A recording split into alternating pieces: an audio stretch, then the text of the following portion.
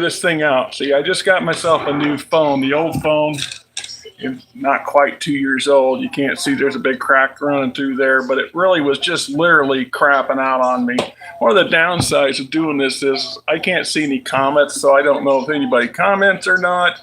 And it says it's going live now, but I look at the YouTube channel and I don't see it on there being live. But, you know, maybe I'm just not looking for it. Oh, maybe it is. Okay. It's still not telling me. It's not looking for it. All right. Oh, maybe it is. Okay. All right. So turn that off. Hey, well, you know, I can see some counts. Okay. Look, man. Twilight 2000. Star Trek from FASA.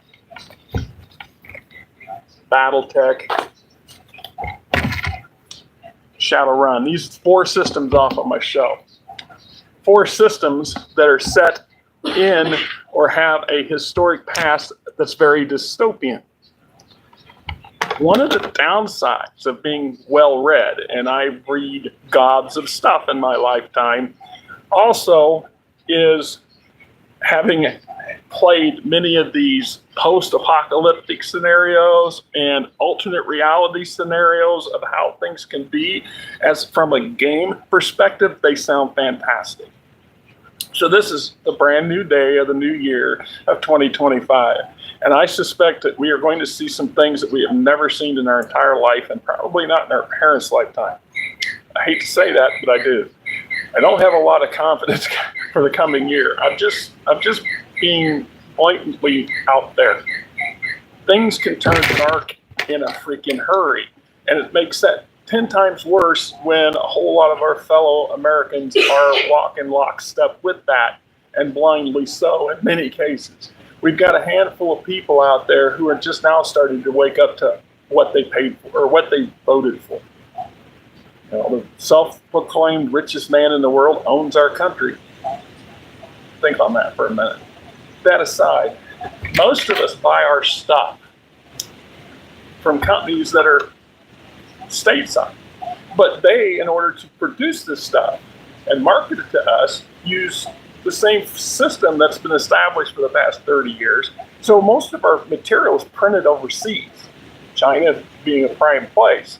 And then it's shipped here and then distributed to us. If anybody was in on the Kickstarter, the mercenary Kickstarter last year for Battletech, I still got a box of stuff in there I have yet to unpack for videos and things. And what I'm pointing is it took quite a while for all that material to get manufactured and then shipped back here so they could in turn ship it out. That's all these so-called tariffs. If even a 10% goes into effect, that means the price of all this goes up through the roof. But we're already paying god-awful money for some of this material compared to, I'm old, I remember when I paid a lot less for it. That's part of my problem. But if you're paying $50 for something today, you might be paying $80 for it next month. That's a massive change. And for a lot of us, we just don't have the money. We just don't have the budget. I've been in a panic mode for the last month and a half. I ain't gonna lie. I've not been dealing with this very well because we've already been squeezed for the past year. So this coming year, and all the prices go up, just the cost of living goes up, we're gonna have to find ourselves giving up things we didn't consider to be luxury items because we can't make the basics. You know, I'm just saying what it is. All right, we got somebody down here. What is that? Raquel and David Webb, right? Right on. This is what it is. All right? And I hope y'all have a great New Year, too. At the end of the day, though, if you play enough of these dystopian-type game systems and things like that, you kind of get a taste or a feel for what potentially could happen when things get really, really bizarre. And we are now in a very bizarre era. We've been listening to some maniac that just mowed down a whole slew of people in New Orleans. You know, the police killed him on the scene, but they found he had a gun. The question now is who and what and why? And can you trust what they tell you? See, that's another thing that goes hand in hand with most of these type of game systems, and the flavor of the story of the world is how everything is deceptive. Everything is a lie. Everything is carefully crafted entertainment for your consumption, and you be stupid. We be stupid. Because we fall into that stuff. We fall into it. We believe the company rhetoric, and then meanwhile the companies beating us senseless with it and getting away with it. Corporate America owns the bloody country today, and I don't see this ending well. I just don't. And I've seen it as a student of history, as a massive fan of games, of a huge consumption of books. I turn around, there's bookcases over there, bookcases in the other room full of books. Lots of stuff, not just fantasy and science fiction either. History says. What do I know? I'm just a dumb hick from Nowhereville, Iowa. How the hell are we supposed to survive and get by and deal with all this stuff? You know what I'm saying? Right? The world would be a much better place if we could use it magic. But then again, maybe not. A lot of that magic screws with the head and warps people's imaginations and perceptions, which is something our modern politicians and the corporate elite of this world would just dearly love to have. And in part, that's where I fear this artificial intelligence drive is heading, is that the corporate elite see this as a great opportunity to unload a whole lot of worthless paid people that they have to pay benefits and pay actual salaries for. But what they never explain to me is what these idiots think is going to happen when 3/4 of the world's population can't buy their stuff. You know, Mr. Ford, when he came up with the Model T and the assembly line concept back in the day, famously was noted for saying, I pay my employees well because I want them to buy the product they make. When did that happen? A lot of you people are buying pickup trucks today that cost more than my house did. I'm just saying, what's wrong with this stuff? It's not going to end well. And our hobby's going to take it too. We're going to suffer. In part, we're going to be digging deeper and deeper to avoid the realities of the ugliness that's going to be around us for the next year. And I don't care what side of politics you're on. I really don't care. The bottom line, those corporations, you and I are all tools, chumps. And they're going to take advantage of this because they bought the country. And the current crop of Republicans are dead. That's all MAGA now. So the Republican Party, my dad, it died. And this MAGA thing oozed out of its cores. Meanwhile, the Democratic Party sold out to the frickin' wealthy people decades ago. During the Clinton era, they all got on board with the same idea. Line my pockets and make me rich and screw everybody else. You and me and Dupree. It's the truth. You don't have to like it. You don't have to agree with me. That is also the truth until it ain't. Right? Until the day they come up and say, oh, well, we have to moderate what we say. We can't talk bad about our president. We can't talk bad. I have a lot of very friendly people that come out of Canada, live up in Canada. I have nothing but the highest respect for Canadians, Canucks, ever. I got relatives who fought side by side by members in the Canadian military from World War I to the most modern engagements. I have nothing but high opinions of these people. Where the hell does our president, our incoming president, get the rocks off of suggesting that Canada should become a state? Really? I have been making comments about this for the past 10 years that, hey, the Canadians better watch out if Trump gets elected. And that shocked me, but he's saying the thing I was warning people he was going to say. Silly me. So we're going to invade the Canadians, or are we just going to try to buy them out? Now, it's the same thing with Greenland. Well, we can put enough pressure on them. They're going to dance in the TV set. Panama's another tricky one. But tell me I'm wrong. The incoming, we want to jack up all the prices of everything under this guise of tariffs that you and I are going to pay for, not the Elon Musks and the Donald Trumps of the world. The you, me, and Dupree's of the damn country's going to pay for all this crap. And then we're going to export a whole slew of people that do jobs that most of us and Dupree won't do. That's the truth. You go spend 10 hours a day of backbreaking work in the damn desert in the Southwest picking vegetables and come talk to me. I was a teenager. I freaking walked beans. I detasseled. I baled hay all summer long when I was 13 to 16. I'm telling you, it's backbreaking hot work. And there's a reason why you don't get a bunch of middle-aged men and women doing it. And it does not pay enough to support themselves off of, thus the second reason why they wouldn't even bother. So we're going to take all those people from the food chain and talk, oh, well, they're going to not do that. Okay, I suspect that they won't do that because they can't do that.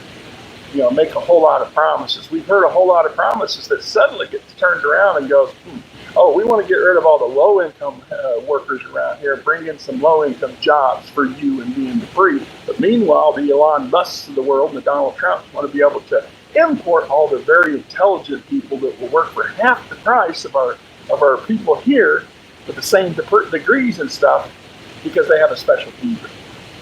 Is that hypocrisy? Is that hypocrisy? I'm telling you, the dystopian game after game after game warns us of this stuff. Warns us of it. Warns us. Are we listening? Are we capable of listening? Man, I just don't freaking know. It is what it is. Yeah, we can afford American workers, and yet their profits only continue to skyrocket. That's a huge point. That's a huge issue that I've had for a while now, because when we look at that sort of stuff, people today don't understand what a golden age is. The Gilded Age, The Gilded Age is for the extremely wealthy people, not for the rank and file. Go back and watch some videos of late 1900, America, the industrial era, and look at how those people worked and lived. They lived and they worked 6-7 days a week. They worked 10, 12 hours a day, 15 hours a day. They got paid a flat rate, an X amount of dollars that were pennies compared to what they are today. Entire multiple generation families crammed into tiny structures. All this led to some problems. The same sort of stuff happened in pre-revolution France.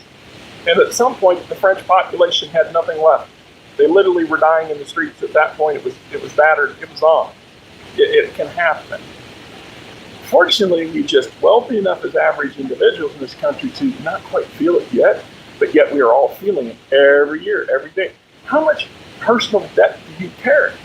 I mean, I didn't carry all that much until COVID. Now I got a little bit more credit card debt than I'm comfortable with, and all the high inflated interest rates are making it worse. And I still have to buy groceries. So last week was a short week for me. I got a 32-hour check coming on Friday. So the odds are really, really good we're not going to have much for groceries this week. And the only reason we will is because we've been stocking up for the past 3 weeks on things like cat food and toilet paper and other necessities when we had a little extra money. So that's when I point out, well, you had a nice check. Well, sure, but I had to use it to make up for the weeks when I don't have a nice check. It doesn't leave anything left for savings, let alone save for the future. I'm just saying, it's just retarded. The list just goes on and on and on, right? So, I mean, we're going to be living one of these freaking things without the dang thing. We'll be lucky to live in the Twilight 2000 version of the damn world is the way we're going, because I'm telling you, I don't know that we've ever been this close to a nuclear thing that a war for damn sure. A sheep war with our boys and girls going out and dying for vain glory. Yes, most likely against people who are freaking allies of ours. What? Seriously.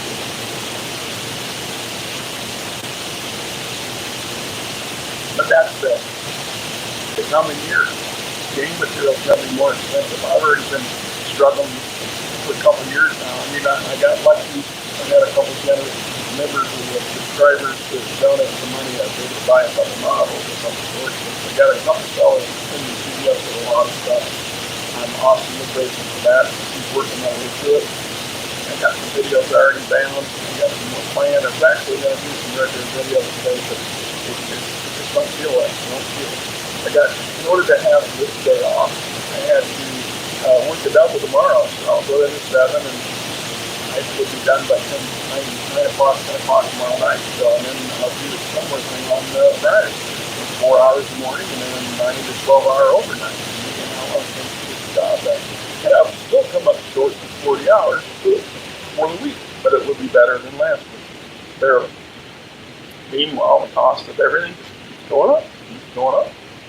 So we look at material-wise. I'll keep watching at the bargain events out of Jay's every few months. But if there's money to pay for it, I mean, I'm really loath to put anything on credit cards these days because of interest rates and the fact that they're already beat up pretty bad. And I'm understanding that currently at an 18% default rate on credit today. That's pretty high. Every economist out there is having a canary and have been for a couple of years. It's just they all can't be loons. They all can't be lying. They all can't be dishonest. Go on, there's what's that? Zariah, Zach, Zabra. Come on, great. Yeah, we can't afford the workers, and the wealthy guys just keep getting. Elon, the top 6 guys doubled their income in 4 years. Majority of us are poorer than we were 4 years ago. And the top 6 guys are doubled their worth. If that isn't enough, yeah, Capricorn, exactly. We are living in some bizarro world and we're being lied to constantly. How can you tell? And with the AI advancements coming, it's going to get worse. And they haven't addressed that either. They don't plan on it.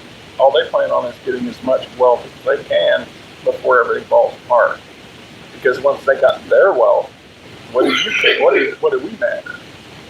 Except they don't understand is no matter how elaborate their bunkers are, we can dig them out with our clubs. Pitchforks can go into some pretty crazy places.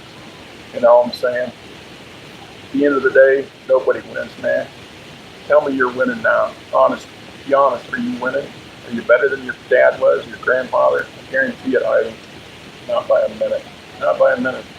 So, I do know is that I don't know, I got about a half dozen, maybe not quite a dozen D&D books to go through for 3.0/3.5. It's all the same. That edition to me is the same as far as I'm concerned.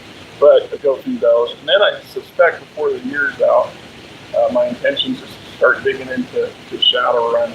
I really enjoyed Shadowrun, but I've only had a handful of times where I'm able to run it, and I've only played in it once, and which is sad. It was such a rich environment, and the people I was playing with in the day when it first came out, they weren't into it. You know, there was some that wanted to do Cyberpunk, but I didn't want to buy into Cyberpunk. You know, this or that. You got to buy one or the other. You can't have both. Well, if you're wealthy enough, you can have whatever you want. But I wanted to go all in on Shadowrun, and so I have probably I don't know, bookcase deep up here, 25, 30 books, mostly passive products. I've picked up a few since then from Spark and Touch when I see them. And there's a lot of good material in there. Something about Shadowrun that really trips kind of all of my favorite genres kind of merge together. You've got a bit of science fiction going on. You got a bit of into the world kind of scenario stuff going on. And then of course you've got the high fantasy with the magic and the critters and things like this. And then you add it into the vibes and flavor. So, Blade Runner kind of gets my mind. So many of these settings, so rich, the opportunity is great, especially for it to be played. You really get a group of people that are wanting to really depth in the characters and development. You can have a quite immersive play with that around. And more so than I think some other systems in part because the actual stat max don't matter. I mean, at the end of the day, if you're comfortable with what it is and what you're inspired to manage on, no point in talking yourself down with a bunch of excess stuff. The idea of Shadowrun, you keep the emotion going, keep the tension tight, keep that action going, don't stop. And then you let them cool down and then ratchet it back up again. At least that was my experience, is the way it is and things like that. It was great. And you can't deal with it either way you can. What do you do? Yeah. What we got here? And little Mitzi sitting down there. Sissy and Frankie over there. And there's a duper sitting over there. And like I said, bookcase after book. Geez, I got stuff piled on top of bookcases. More bookcases back there. Which is the world. First day of a brand new year, and I just don't freaking know what to expect, and I don't like any of it. what I fear and what I suspect doesn't matter, does it? At the end of the day, we got to walk through the valley and see what happens. Good, bad, and indifferent. Anyway, I hope you guys have yourself a great holiday. Enjoy it while it is. One of the downsides of these holidays that fall in the middle of the week is it always feels off, in my opinion. You know, it just does. I'm never quite sure why, but you gotta go back to work tomorrow. It's not a weekend. It just kind of throws a big speed bump in the middle of the week. Well, Christmas did the same, so now we're through the holidays. Now we got a long stretch until whatever the next official holiday is, Labor Day or Memorial Day or something like that. Like I said, I got more BattleTech coming. I've got Delane's fighting ships for 3061s, another Mr. Cross product coming up. I'm going to be reviewing that soon. I've got the Monster Menu number 3 for 3.0. More importantly, is I focused on a number of the monsters and stuff that's in it that I really am a fan of. So when I go do that video, it's likely to be a little bit of a lengthy video. I still got some more for my So You Want to Be a Game Master series.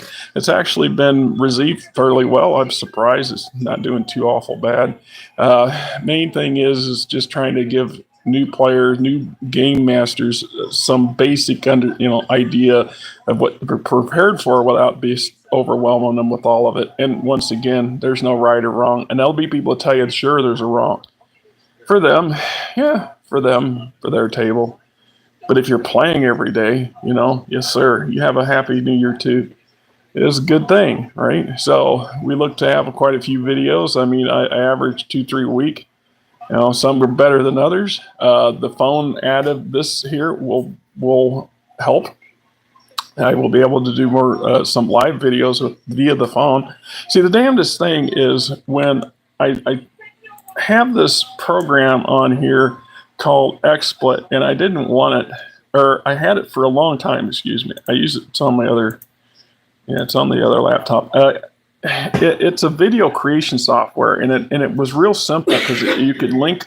So I could have my opening intro, and then I could do a video, and I could do an upshot or downshot. I could actually switch between cameras, and then I could do any add-on videos I wanted. And I could work them. It's just a matter of click the button as I was reporting. It would switch to the things I wanted.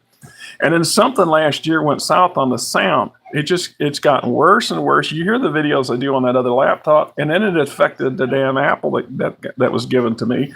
And I should not have tried to load